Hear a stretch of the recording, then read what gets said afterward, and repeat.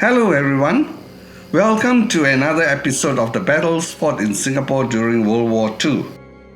In a previous episode, we saw how an entire British Indian Brigade was ambushed and annihilated at Bukit Batu. In this episode, we will see how another British Indian Army Brigade made their last stand and fought their final battle before surrendering as prisoners of war. These are the pipelines that carry fresh water which Singapore buys from a neighbouring country across the border. It was built way back in 1927 and runs from the Johor Causeway through the former cold storage dairy farm here at Upper Bukit Timah and onwards to the city of Singapore. During the Japanese invasion of Singapore in 1942, these pipelines helped save the lives of many soldiers who followed the pipeline to safety away from their approaching enemy.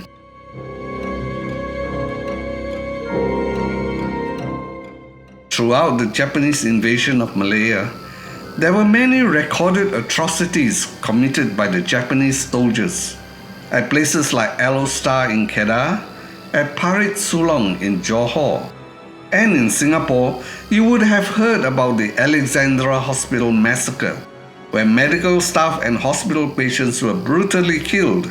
Then there was the Double Ten massacre of civilian Europeans and locals in reprisal for the sinking of Japanese ships in Keppel Harbour.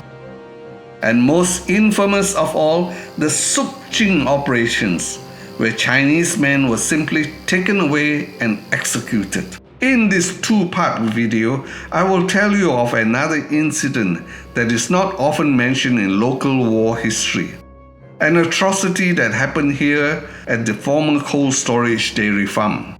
A massacre of captured British soldiers who suffered inhumane, cruel torture before being executed right here at this spot and their bodies dumped in a ditch near the pipeline. The British military at the time classified this incident as casualties of war and not as a massacre, for the sake and safety of the sole survivor of this incident, who was then a POW at Changi Jail.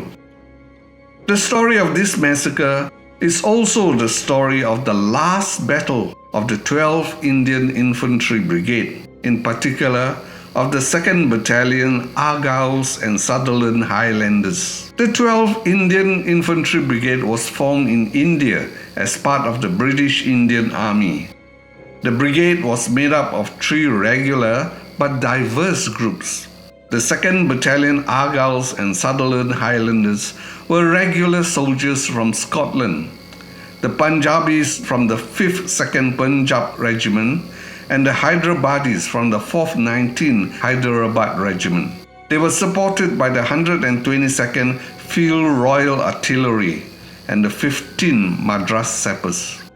The brigade was sent to Singapore in 1939 as garrison troops to defend Singapore, especially the naval base. And as they arrived 2 years before the war began, the 12th Indian Brigade had the opportunity to become familiar with the Malayan and Singapore countryside. Their commanders, Brigadier Archibald Paris and Colonel Ian Stewart, had the foresight to conduct jungle training in earnest for their soldiers. So much so that the 12th Indian Brigade became the only army unit that was trained to fight in the jungles of Malaya when the time came. Because of their unconventional training then, they were given the name the Jungle Beasts, not without a bit of derision and amusement from other garrison units. When war began with the Japanese landing in northern Malaya on 8 December 1941, this brigade was sent right to the front lines at southern Thailand. During most of the battles in Malaya, this 12th Brigade was usually called upon to perform rear guard defense, protecting the main body of the army, who were continually losing all their battles to the Japanese and retreating down the Malay Peninsula towards Singapore. The 12th Brigade was to suffer very badly at the Battle of Slim River in Perak and became the last British unit to cross the Johor Causeway. Their commander, Colonel Stewart, gave the order for their Indian sappers to cut the causeway with explosives. Back in Singapore, they were put in reserve to recuperate and reorganize at Tyersall Camp. The Argylls and Sutherland Highlanders were now down to 250 men, but were joined by 210 Royal Marines, sailors who had survived the sinking of the battleships Repulse and the Prince of Wales. They were now known as the Plymouth Argylls. The Hyderabad regiment was left with 400 soldiers, while the Punjabi regiment was down to less than 100 men. This is the northwestern region of Singapore Island. The most prominent feature here is the Tengah airfield, built by the British RAF in 1936 and is still used by the Republic of Singapore Air Force as one of its air bases. Development of this once rural region has been ongoing and is today surrounded by residential and industrial areas connected by several major roads and expressways. But back in 1942, there were only a few roads serving this rural countryside. Lim Chu Kang Road, Choa Chu Kang Road, Woodlands Road that ran from the city to the Johor Causeway, and Mandai Road. There were a few important villages that usually centered around a produce market: Amakeng, Bulim, Lamsam, Ket Hong, Bukit Panjang, and Kranji village. These villages would become strategic points during the defense of Singapore against the Japanese invaders.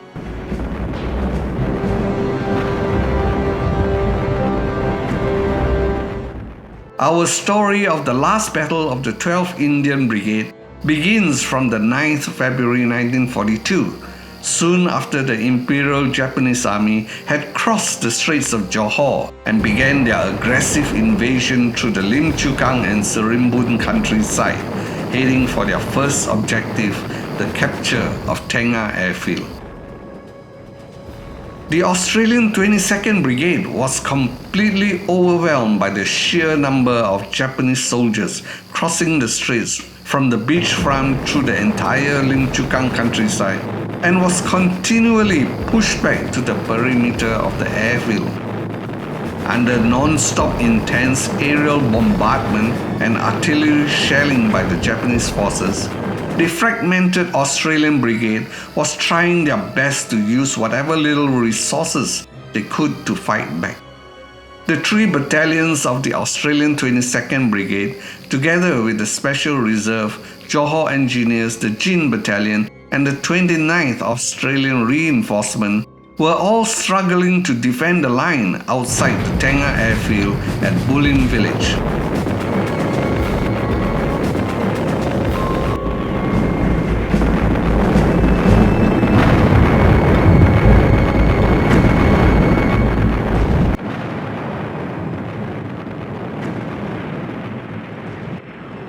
The 12th Indian Infantry Brigade was mobilized to the front line from their reserve position and arrived at Ket Hong village around noon. The units were then deployed at Hill 156 north of Choa Chu Kang Road to support the Australian units holding the line at Bulim.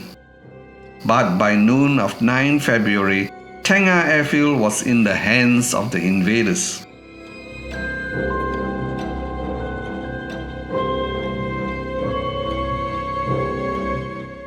Throughout the night of the 9th, the fragmented 22nd Australian Brigade valiantly held the Bulim stop line. The Japanese army, having taken Tengah airfield, paused at this moment to allow logistics, weapons, and supplies to follow up across the Johor Straits.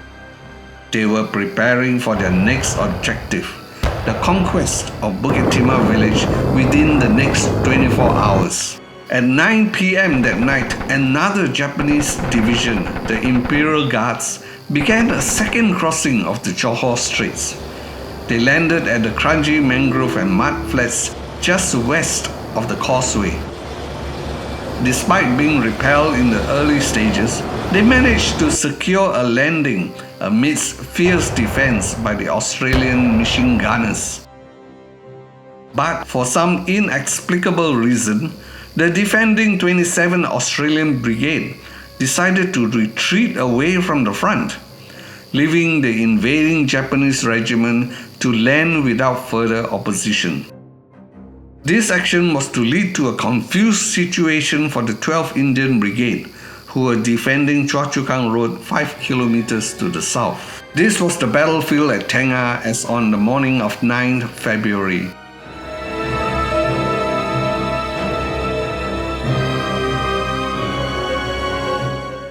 The British forces were now disposed around Bulim village. By noon, the Japanese army had conquered the entire Lim Chu Kang area, and the front line was now along the Tengah River at the perimeter of Tengah airfield. At this time, we saw the 12th Indian Brigade arriving at Kiat Hong and deploying their units around Hill 156 in the Sungai Tengah area.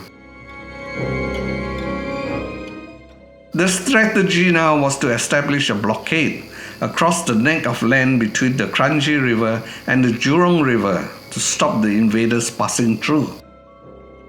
Another reserve brigade, the 15th Indian Infantry, was also mobilized to defend the middle section, while the Special Reserve Battalion was repositioned from Bulim to support the line.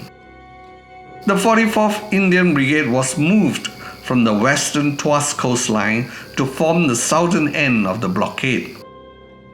By the evening of the 9th, the Allied British forces were holding this defensive position, while the Australians held the Bulim line through the night.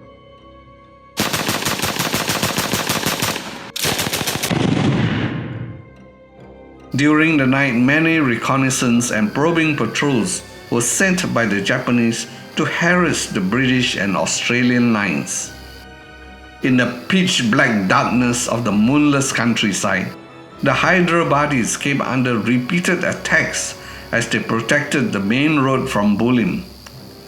By the early morning, this Indian regiment had suffered so many casualties that the unit was retired to Bukit Panjang village. The Australian 29th Brigade was then placed under the command of the 12th Brigade and repositioned to cover the area vacated by the Hyderabadis. Reconnaissance of the areas will be carried out at once, and the plans for the movement of formations into the area allotted to them will be prepared. Formations will arrange to move back and locate in their new areas. Units located in their present areas which are under command of HQ Malaya Command. General A.E. Percival, GOC Malaya Command. On the morning of the 10th, the imprecise Operation Order No. 40 from General Percival regarding the final defense positions of Singapore City was misread by the Australian Brigade, and instead of reinforcing and holding fast onto the Kranji-Jurong line, they withdrew completely away from the battlefield.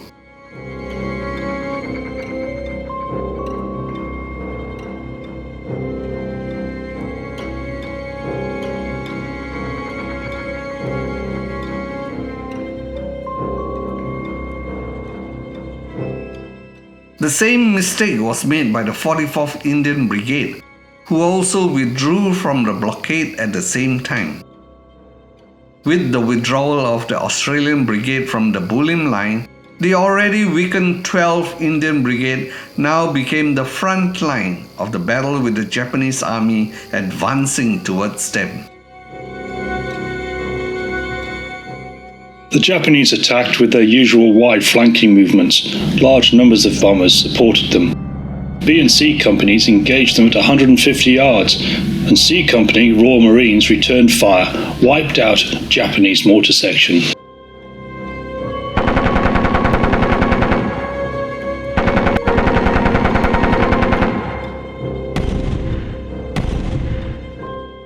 Due to their inability and failure to establish communication with higher command regarding the worsening situation, Brigadier Paris withdrew his brigade back to Kiat Hong, Fearing and anticipating that the Japanese Imperial Guards Division, who had landed at Kranji during the night, might outflank and attack them from the north.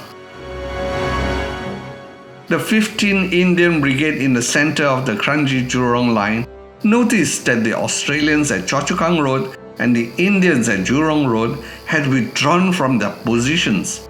Thus, they began their own retreat towards Bukit Batok Hill to await further orders.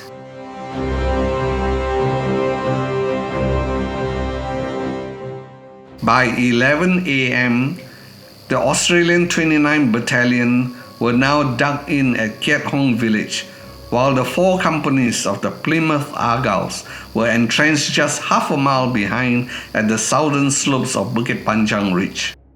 In typical textbook British military formation, they stood to protect the road. Having now entrenched in a better defense position along Choa Chu Kang Road, the 12th Indian Brigade with the 29th Australian Battalion held off the encroaching Japanese attackers throughout the day. However, by the late afternoon, they began to see the first of many Japanese tanks coming down the Choa Chu Kang Road. The 12th Infantry Brigade was unprepared to face this formidable armor and retreated to Bukit Panjang village.